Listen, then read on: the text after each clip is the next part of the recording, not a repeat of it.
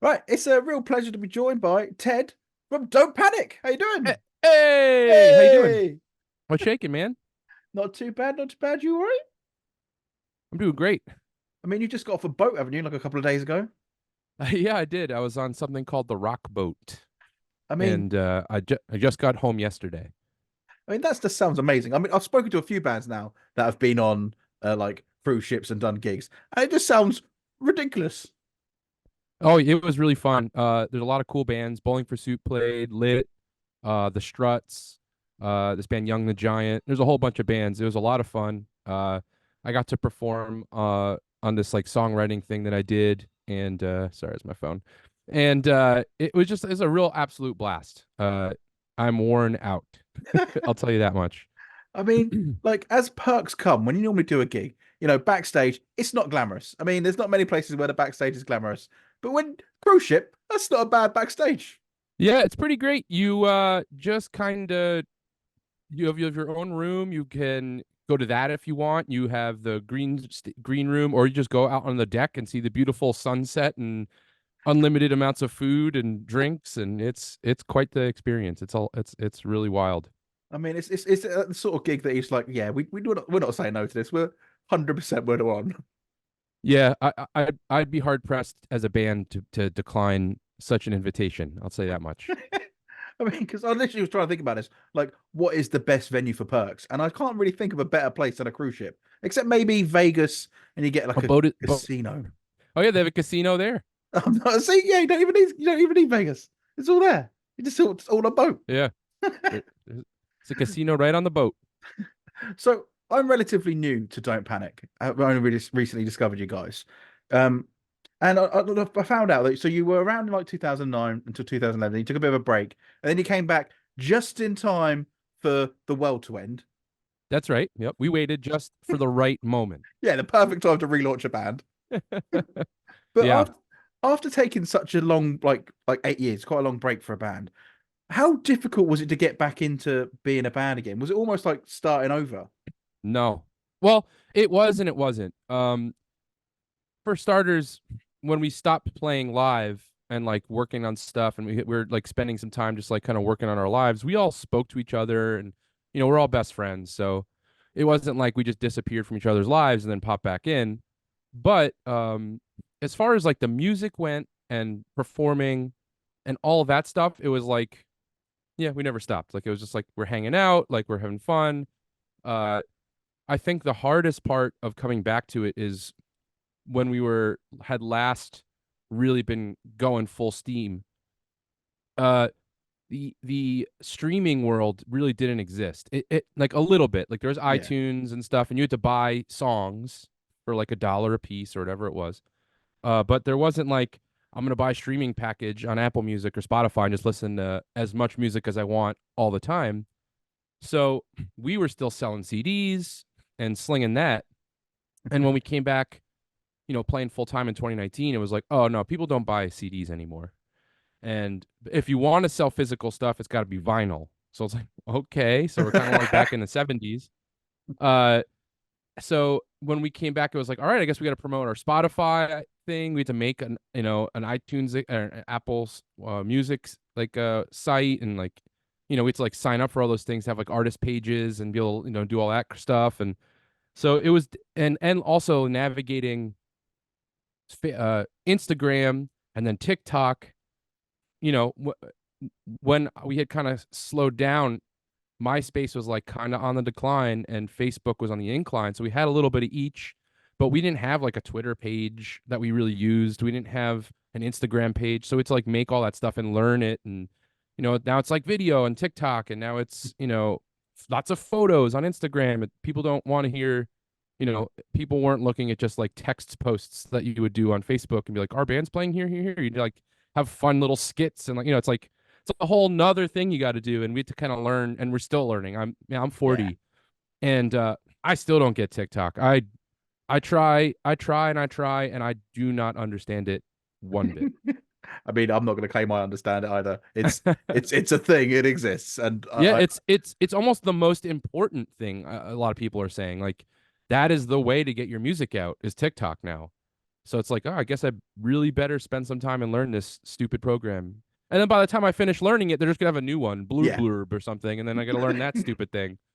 Yep, that's pretty much it. Yeah, that's really scary to think that it was only like an 8 year difference between CDs, which I still buy CDs. I'm one of the very few people that still does, Yeah, and there are then people that do. streaming. Yeah, and not like a subtle difference, like almost no CD sales and all streaming, like Yeah, over the course of it was probably 5 years, like where that happened. Whereas like we my old band used to play on Warped Tour every year, and we would go with a backpack and a CD player, and we'd walk around and we'd have hey listen to our band in the line and at the festival, and people would buy CDs out of your backpack. And if you went on like most of the Warped Tour, you could sell like 10,000 CDs like just doing that. yeah. Now you'd be lucky to you could geez maybe 100 to 1,000 CDs is like whoa we sold 1,000 CDs all right, you know what I mean? So it's like it's wild how different it is. I know, but I still love a CD. I still love the physical thing because There, it's something to own. Because you don't own streaming; yeah, it's there, and then it yeah, goes. I 100% agree. I'm the same way. I buy DVDs. Yeah, I buy DVDs of shows that I like still. I do get CDs of albums I like, and at our shows, a lot of people do buy our CDs, but a lot of them sometimes they go, I don't even have a CD player. I just want to own Yeah, your album and I'll put it on my wall or I'll, you know what I mean? Or if I have, if I'm in an old car, I'll put it in the CD player. Most laptops don't even have CD players when you no, buy them anymore. So, yeah, you know, it's fading out. But I mean, one thing, like, you know, everyone's got a Google Home or an Amazon or whatever, and I was having an argument with mine earlier, going, "Play Don't Panic," the band, and it just went, "Playing Don't Panic" by Coldplay, and I was like, "No, Don't Panic, the band," and it was like, "Coldplay, Don't Panic," and I was like, "No." yeah. So and that was a problem when we first started too. Coldplay put out that Don't Panic song, and that's not what the band is named after. Although Coldplay is okay, but I'm not a big fan. Uh, and then after in between our like time of like touring a lot and then coming back, the band All Time Low put out an album called Don't Panic also. So it's like a lot of people who search for our band, like those are the first two things that come up is All Time Low and Coldplay, and it's like, ah, geez. Uh, so it is a little tougher to find us sometimes, like the way you're doing it, but we're there. Yeah, no, I got it eventually after Yeah, several times going, "Don't Panic, the band," and then the yeah. band, "Don't Panic." Eventually, we got there. Um, I mean, you describe yourselves as pop punk, which I think, yeah, that's fair to say. Which I do love pop punk, but I think in the UK we don't appreciate pop punk as much as the States. I think there's a Mm. lot more where you are than what we have. So, like, when you come and play over here, do you find there's a big difference in the crowd's sort of response because you kind of got so much pop punk in the States, and over here we've got so little. When we get it, we're super excited for it. I think well, a big part of it too is that we didn't describe ourselves personally as pop punk, but people would always associate us with that stuff. Uh I always say that we're like a pop punk Foo Fighters. We're a little more rock and roll, Yeah, and we all grew up listening to like even now a lot of us listen to more like Queens of the Stone Age and the Foo Fighters and White Reaper and like some rock bands. I love punk rock and pop punk, and I grew up on that stuff. Uh, but I think uh, honestly, when we come over there, we go over better, and we have the people are more into our music. I've noticed that from the two times that I went on tour in the UK with Don't Panic, that, and I know like Foo Fighters are huge over there. They're big here, but I know that they do like sell out Wembley 2 nights in a row, kind of yeah, big over there. So I feel like a uh, in the United Kingdom, people are much more open to listening to lots of different kinds of music, and they get equally excited about all that. But I think our crowds are fairly similar as far as like who comes, but I think all you guys over there are just way more excited about shows. And maybe because bands, it's harder for bands from the States to come over there. So when a band does, everyone really does make sure to go.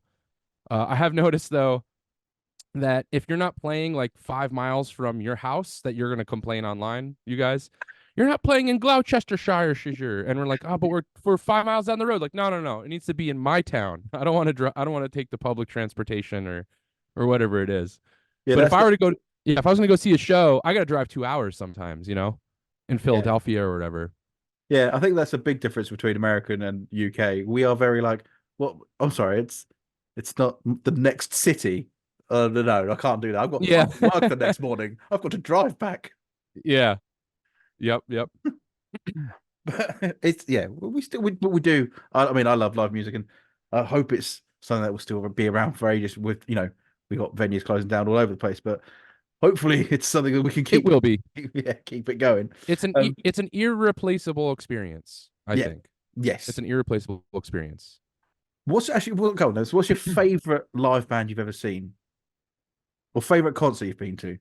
Uh, it's a little tough, but I would say probably I went to go see ELO, the Electric Light Orchestra with Okay, Jeff Lynne, yeah, and that was probably the best show I ever saw. I've always been a huge Jeff Lynne fan. I love, obviously ELO and all of his producing work that he does with like Tom Petty and George Harrison and the Traveling Wilburys and like all that stuff. So I've always been a massive fan of his, and their show is just unbelievable. They were just perfect. Um, so it would be either ELO. I've seen Paul McCartney, and that was another really good one. Um, I've seen Foo Fighters a lot, and they are also yeah. fantastic. I mean, yeah, And then Bayside as well. It's like a tough. It's like they're all so different. So like I enjoy different things about them. yeah. Uh, but I think ELO probably number one favorite concert I've been to. Nice. What's your favorite concert you've played? Ooh, that's a lot tougher. Yeah. Um, I've done a lot. Um, man, I would say my favorite show I ever played was probably some point we went on tour 2 years ago with Bowling for Soup and Less Than Jake, and one of those shows we played in Detroit, and man, with that was an incredible show. We played this place called the Fillmore in Detroit, and that was just it was wild. It was I mean all the shows were big, but that one was just like super big, and it was just really really cool. But sometimes my favorite shows are just dirty little punk rock clubs where there's 100 people there singing along. And, we play. We headlined a show in Connecticut, this little 100-person room right before the New Year, and it was unbelievable. It was just like 100 people wearing "Don't Panic" shirts, singing along, and that is also equally as amazing and as a favorite show as a huge 2,000-person event, at a big theater or whatever. So between those two, it could be, Yeah. it's one of the two of them. So you said about like the smaller sort, more intimate rooms.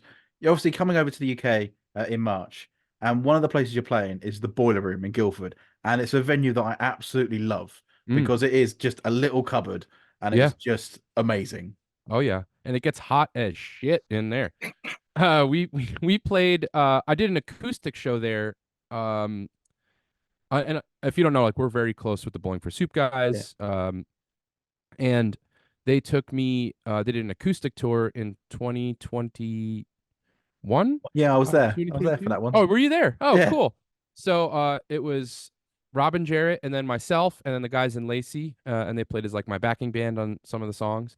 And I remember that place was packed to the gills and it was a million degrees in there, even though it was like, was it May or something? It was like, it wasn't the Yeah. summer. No, it was just a massive heat wave for no It reason. was so hot. And we had to get onto the stage. There's like a little tiny, like Alice in Wonderland door that's like on the side. And that's how you get on the stage. So we were like, all like trying to climb onto the stage with our guitars, like trying to get in. But that place was a great time. I'm excited to come back there. Yeah, it's a great rule. I mean, we were stood by like the entrance, so every time somebody opened the door, we'd just get a little bit of breeze. We're like, Yeah, oh, just that's nice. And I remember they put our merch outside in this like gardeny out back area, and it was like raining on and off a little bit that day. It was like it was fun. It was an experience. yeah. I mean, it's just a great room. There's something about it. It's a little magical place, and that's on the 26th of March. You come in there. Then also the next closest place to us in Southampton is London on the Good Yeah. Friday. So people don't Oh really have an yeah. excuse. I mean, I've got an excuse, but most people don't have an Yeah. excuse because most people are off work that day. Yeah, that's right. Exactly. That's what I've been saying. It's a holiday weekend. Who does anything on that holiday, really? Like maybe you have dinner with your family on that Sunday or something, if you're, even do that. See, Yeah. everyone's got off. So you got to come to London, come to Guildford, come to all of them. I know. Yeah, I mean, my excuse for London is I am seeing Pendulum that day because they're playing the Okay. O2. Well, that's a little bit bigger of a place than we're playing. That's okay. But you're gonna come. You can come to Guildford then. I'm trying to convince my wife. Oh yeah. Then that's the decision maker. I can say I want to go, but it firmly comes down to her. Show her some of our music videos. Maybe she'll enjoy those. Well, see, you say that. I mean, when I said, "Oh, well, I've got this interview later today," it's with Don't Panic. She went, "Oh, I know those guys. They came up on my TikTok," and I was like, "I should. Oh, I like them." I was like, "How long ago have you not been listening to them for?" She went, "Oh, a few months." I was like, "Why Oh, not tell me?" I'm like, that's awesome. I was like, "You should share these things when you discover new music." Be like, "Oh, I found this new band today." Yeah, I agree. She's holding out on you. Yeah. So, what can we expect from this tour that we've got coming up? Well, we got a great tour. So we're gonna be co-headlining with our buddy. His name's Thomas Ian Nicholas. He's the Thomas Nicholas Band. For those of you over there, he was in the movie American Pie. He was also in some other stuff in the States. He was in a movie called Rookie of the Year, which is like a baseball movie. And I know baseball's not as big in the UK. It's huge in the US, especially in the 90s. So it was one of my favorite movies. So I used to see, him play when I was a little, his movies when I was a little kid. Yeah. But he's a musician as well, and he's got a great band. So it's going to be us and him, and then a band from Wales called Who Saves the Hero, who's coming as well. And that's it. It's a 3-band tour. Nice tight show. Us and Tom will probably each play about an hour. We're gonna play songs from all 3 of our records. We'll do some other stuff too. It's gonna be a lot of fun. Our last tour there was incredible. We went on a co-headline with a band called the Dolly Rots, and it was an absolute blast. And there's we had a UK band with us that time too called the Royals, and they were really cool. They're from And, Southampton. yes, they are from Southampton. Yeah. That's right. We played in Southampton last time. I wanted to go back, but it was a place called Joiners, I think. Yeah. And that was great. But it just didn't wind up working out. So I think Guildford wound up taking its place this time. But yeah, it's a lot of shows. We're doing Glasgow and Leeds and Nottingham and Bristol, and we're going over to Cardiff. I'm sorry, maybe I'm mispronouncing some of these, but No, Manchester, London, and then Milton Keynes, and then I think that's all, and Guildford, of course. yeah. So it's about eight or nine shows. We're gonna be over there for just under 2 weeks. Right around, like you said, Good Friday and Easter weekend. So we'll be there, and I think that it's gonna be awesome. It's gonna be a lot of fun. We like to joke around. We like to have fun. We like to hang out with everybody. So when people come, we just stand at the merch table all night. We talk to people, meet them. Yeah. And I love everybody over there. Everyone's so nice and so excited. That why would I not? And then we got to go. And then for us, we have to go get our Scotch eggs and our and spend our evenings at Weatherspoons when it's over, and watch Naked Attraction when we're at the hotel because that's what we do. I mean, that's a plan. That is a Yeah, plan. yeah. It is the plan, not just a plan. I love the fact there's 3 bands coming out though, because so many tours now it's just an opening band and then the headliner, and that's it. Yeah. So many tours are just 2 bands. I'm like, having that third band, I don't know, it makes that slightly more of a night out, if it makes sense. Yeah, yeah, it warms you up a little bit. It gives you people some time to like settle into the club, You don't want to just like show up and then the band you wanted to see is playing. You want to give it a little bit of time so everyone's kind of like get in, get a drink, hear some music. Then, if it's the first band you want to see, you show up a little early. If it's the second band you want to see, you can like, you don't get stuck in line or something. I like having that extra band that like Yeah. gets the crowd warmed up, gets the room ready for, the show, and these guys are a great band, so they're going to do a good job of it. I know it for sure. I also love it because I always say to people, go down, check out a support band, because you don't know Exactly. who you're going to discover. We're still a support band, and we're always, we're always asking people like, make sure you come early. We're going to be opening, and it's kind of fun. You feel like a little more pressure on yourself to like really knock it out of the park and like blow people away, because what you said, like some people don't pay attention, or so it's like an extra little challenge. And so if you're coming to a show and you're listening, make sure to come early and check those guys out as well. They're gonna be great. I've listened to their music. I like them. Yeah. I think it's gonna be a lot of fun. And hey, the tickets are super cheap. They're like £12 or something for I mean, the show. that is cheap for a UK show now at the moment. And 3 bands. Yeah, So it's like £4 each. yeah, that's like, I don't know you have no excuse to not come to the show. That's what we're getting at right now. Yeah, yeah. Basically, Yeah. there's no reason not to. Yeah, everyone who's listening, you have to come. I Sorry. mean, it's amazing. Thank you so much, Ted, for joining us. So obviously we've got the tour. What else can we expect from you guys over the next year? Is it just a case of just touring, touring, touring? Is that what Oh we got? yeah, it's gonna be a lot of touring. We're gonna be so right before the UK tour, we're going out for a week in the US with our buddies in this band Punchline and another band called Have Mercy, and we're gonna do some Northeast shows with them. When we get back from the UK in April, we're gonna go to Texas and we're gonna be on tour with the band called the Spill Canvas. And then in May, we're going out with our buddies in a band called Keep Flying, so another week tour there. June, we're going to be playing Bowling for Soup's 30th anniversary show in Texas, in Dallas. So we're gonna fly back down there, and we're playing a big festival in Pittsburgh that hasn't been announced yet, so you didn't hear it from me. So if you're a States person listening, anyway. And then we have a really big tour at the end of the year in September that we haven't announced yet. We're the support band, like we said, we're the opener. There's two bigger bands that we're opening for. We're really, really excited for that. So a lot of live dates. We just put out our new record last year, at the end of the year. So this year we wanted to spend just touring and promoting that record and getting it in people's hands. We have it on vinyl and CD and all that stuff. So we want to make sure that we sell all those CDs. You gotta get rid of them CDs, and we have a bunch of vinyl as well. And then also some point at the end of the summer, we're gonna record 4 cover songs, and we're gonna do a little cover EP. We did it 2 years ago. It was called Undercover, the EP, and we each chose a song, and then we recorded it and just digitally released it, and it was a lot of fun. People really liked it, so we're doing it again this year. And the way we're doing it this year is that each song, so there's 4 of us, 4 songs. Each song was a number 1 on the year that you were born. So I was born in 1984. So the song that has to be in my choice has to be a number 1 song from 1984. Okay, I like that. Yeah. And then it makes it a little more challenging because we don't get to pick really. We just have to figure out how to make the song work, So I think that's kind of fun. I mean, the 80s there was some decent music in the 80s. I mean, I can't really tell for 84 off the top of my head. So I could tell you mine. The song we're doing for me is "Jump" by Van Halen. Okay, well, yeah, solid track. Yeah, exactly. So we got some good stuff, and it's gonna be a lot. It's gonna be awesome. And again, I like the challenge of figuring out how to make those kind of songs our own song that we can cover and play. So I'm really excited to start recording those this summer. It's been amazing to chat to you, Ted. Thank you so much. Yeah, looking forward to seeing live. Looking forward the cover EP sounds really exciting, and then also some more exciting dates to come for the rest of the year. So yeah, all That's around right. amazing time for Don't Panic. So thank you very much, dude. Thank you so much for having me. It was a blast. thank you. All right.